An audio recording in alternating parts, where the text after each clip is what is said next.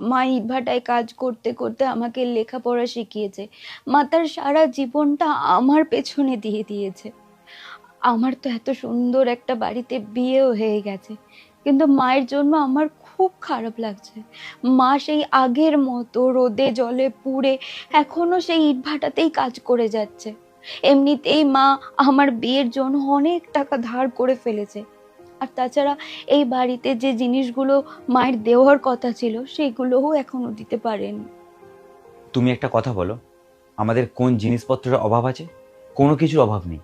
আর তোমার মাকে কেউ বলেনি আমাদের এই জিনিসগুলো অবশ্যই প্রয়োজন। তোমার মা মুখ ফুটে নিজে থেকে বলেছেন। হ্যাঁ, সব মায়েরা চায় তাদের শ্বশুর বাড়িতে যেন তাদের মেয়ে খুব সুখে থাকে, তাদের কোনো কথা না শুনতে হয়। সেই জন্যই মা এই কথাগুলো বলেছিল। হ্যাঁ, আমি জানি বিয়েতে পণ এবং অন্যান্য জিনিসপত্র না দিলে মেয়েকে শ্বশুর বাড়িতে অনেক কিছু শুনতে হয়, কিন্তু বিশ্বাস করো আমাদের এইসব কিছু প্রয়োজন নেই।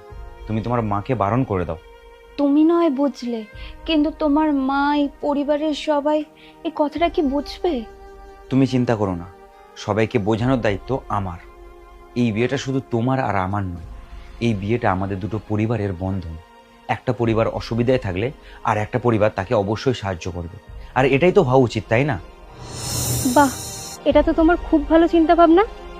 আর আমাকে ক্ষমা করে দিও, আমি কিছু না বুঝেই তোমাকে অপমান করে ফেলেছি। না না, এতে অপমান করার কিছু নেই। আজকাল সমাজে যেটা চলছে আপনি সেটা ভেবেই আমাকে বলছেন। জামাই বাবা, কি বলে তোমাকে আমি ধন্যবাদ দেবো জানি না, শুধু এইটুকুই বলবো, তোমার মতো ছেলে যেন সব বাবা মাই পায়। ধন্যবাদ আমাকে নয়, তোমার মেয়েকে বাড়িতে গিয়ে জানাবে। কারণ তোমার মেয়ে যদি আমাকে সবকিছু খুলে না বলতো তাহলে তুমি এখানেই কাজ করতে। চলো মা, তুমি আমাদের সাথে থাকবে।